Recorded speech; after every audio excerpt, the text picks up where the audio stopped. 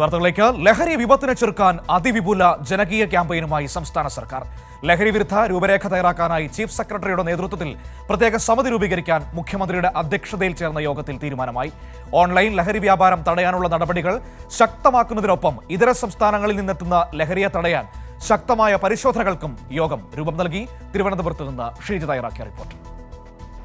ലഹരിയുടെ വ്യാപനത്തിനെതിരെ വലിയ നടപടികളിലേക്ക് തന്നെയാണ് സംസ്ഥാന സർക്കാർ കടക്കുന്നത്. ഏറ്റവും പ്രധാനപ്പെട്ട കാര്യം, നിലവിൽ ഉള്ള ക്യാമ്പയിനുകളെല്ലാം ഒരുമിപ്പിച്ചുകൊണ്ട് ഒറ്റക്കെട്ടായി ഒരു ക്യാമ്പയിനിലേക്ക് കടക്കുക എന്നുള്ളതാണ് സംസ്ഥാന സർക്കാർ തീരുമാനിച്ചിരിക്കുന്നത്. അത് ഏപ്രിലിൽ തന്നെ ആ സംയുക്ത ക്യാമ്പയിനിലേക്ക് കടക്കണം എന്നുള്ളതാണ് മുഖ്യമന്ത്രി ഇന്ന് ചേർന്ന ഈ ഉന്നതതല യോഗത്തിൽ നൽകിയിട്ടുള്ളൊരു നിർദ്ദേശം എന്ന് പറയുന്നത്. അതിനൊപ്പം തന്നെ ഏറ്റവും പ്രധാനപ്പെട്ട മറ്റൊരു കാര്യം, സംസ്ഥാനത്തേക്ക് എത്തുന്ന ലഹരി അത് അതിർത്തിയിൽ വെച്ച് തന്നെ തടയപ്പെടണം എന്നുള്ളൊരു തീരുമാനം യോഗം കൈക്കൊണ്ടിട്ടുണ്ട്. അതിൻ്റെ ഭാഗമായി വിശദമായിട്ടുള്ള പരിശോധനകളിലേക്ക്, വിപുലമായിട്ടുള്ള പരിശോധനകളിലേക്ക് കടക്കാനും തീരുമാനിച്ചിട്ടുണ്ട്.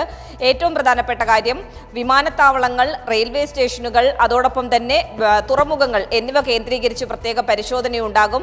ഒപ്പം തന്നെ കൊറിയർ സർവീസുകൾ, അന്തർ സംസ്ഥാന ബസ് സർവീസുകൾ എന്നിവയിലും പ്രത്യേകമായിട്ടുള്ള ടൂറിസ്റ്റ് ബസ്സുകളുടെ യാത്രയടക്കം കൃത്യമായ രീതിയിൽ പരിശോധിച്ച് മുന്നോട്ട് പോകുക എന്നുള്ളതാണ് എടുത്തിട്ടുള്ള ഒരു പ്രധാനപ്പെട്ട തീരുമാനം എന്ന് പറയുന്നത്.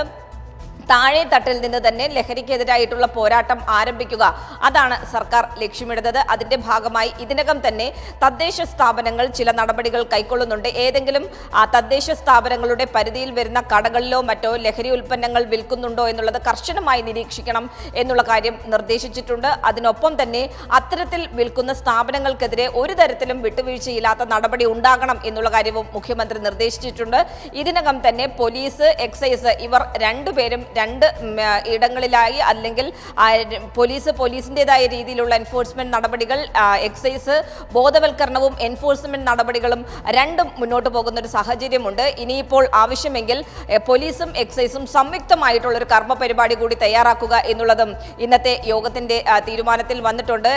മറ്റൊരു പ്രധാനപ്പെട്ട കാര്യം, ചീഫ് സെക്രട്ടറി അധ്യക്ഷയായിട്ടുള്ള ഒരു സമിതിയെ രൂപീകരിച്ചിട്ടുണ്ട്. അതിൽ വിവിധ വകുപ്പുകൾ കൂടി ഉൾപ്പെടുത്തിക്കൊണ്ടാണ് ഈ ഒരു സമിതിയെ രൂപീകരിച്ചിരിക്കുന്നത്. ഈ സമിതി റിപ്പോർട്ടിന്റെ അടിസ്ഥാനത്തിൽ തുടർ നടപടികളിലേക്ക് വിശദമായിട്ടുള്ള കർമ്മ പരിപാടി തയ്യാറാക്കാനാണ് നിലവിൽ ഇന്ന് ചേർന്ന ഉന്നതതല യോഗം തീരുമാനിച്ചിട്ടുള്ളത്. ഇതിന്റെ തുടർച്ച എന്ന രീതിയിൽ ഈ മാസം 30-ന് മറ്റൊരു യോഗം കൂടി ചേരുന്നുണ്ട്. ഇതിൽ വിദ്യാർത്ഥി സംഘടനകൾ, യുവജന സംഘടനകൾ, സിനിമാ മേഖലയിൽ നിന്നുള്ള സംഘടനകൾ, അതിനു പുറമെ മാധ്യമ മേഖലയിൽ മാധ്യമ പ്രതിനിധികളുടെ സംഘടനകൾ, റെസിഡൻസ് അസോസിയേഷൻ ഭാരവാഹികൾ, അങ്ങനെ സമഗ്രമായി എല്ലാ മേഖലയിൽ നിന്നുള്ളവരുടെ ഒരു പ്രാതിനിധ്യം ഉറപ്പാക്കിക്കൊണ്ട് താഴെത്തട്ടിൽ നിന്നുള്ള പ്രവർത്തനങ്ങൾക്ക് തുടക്കം കുറിക്കുക എന്നുള്ളൊരു തീരുമാനം കൂടി സംസ്ഥാന സർക്കാർ കൈക്കൊണ്ടിട്ടുണ്ട്. ഏതായാലും ഇന്നത്തെ ഈ യോഗത്തിൽ ലഹരിക്കെതിരായിട്ടുള്ള സർക്കാരിന്റെ ഇതുവരെയുള്ള നടപടികൾ കൃത്യമായ രീതിയിൽ വിലയിരുത്തി തന്നെയാണ് തുടർ നടപടികളിലേക്ക് കടക്കുന്നത്.